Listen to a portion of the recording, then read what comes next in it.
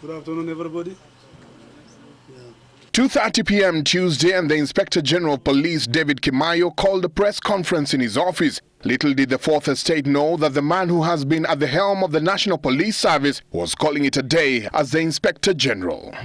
That this morning, I've been able to make my decision, or my early decision, to be able to officially retire from the National Police Service with immediate effect as we continue forward for our country. According to Kimaiyo, he discussed the decision with the president to take an early retirement from the National Police due to personal matters.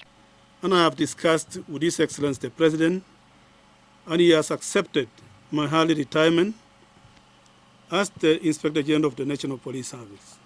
Shortly after Kimaiyo announced his decision, the president confirmed he had accepted the 54-year-old police boss offer to retire. Fellow Kenyans, earlier today, I held a meeting with the Inspector General of Police, Mr. David Kimaiyo, a man who has served this nation with dedication and commitment.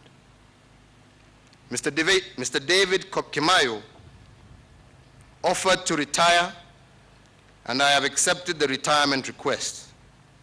I therefore take this opportunity to thank Mr. David Kimaiyo for his many years of service to our nation.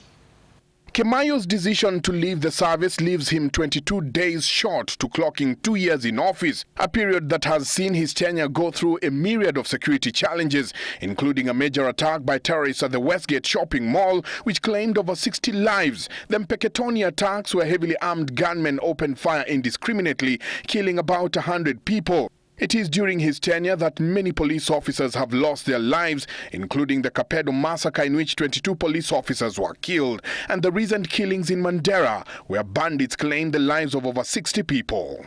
After going through rigorous vetting and only working for 2 years, Inspector General of Police David Kimaiyo has called it a day.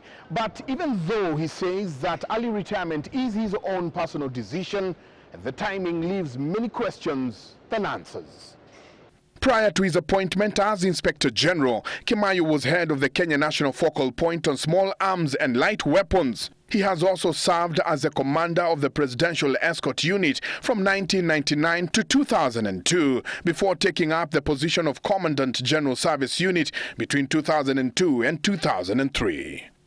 I joined the service when I was 20 years old, and therefore I think I've served sufficiently enough. And nobody has forced me to resign, and I'm not resigning, I'm actually retiring. He was the first Inspector General of the Kenya Police Service after the position was created in 2010 by the Kenya Constitution to replace the position of Police Commissioner. He's also the first top police officer to call it quits before his tenure. According to the National Police Service Act, the office of the Inspector General shall become vacant if the holder dies, resigns from office by notice in writing addressed to the President, or is removed from office in accordance with the Constitution.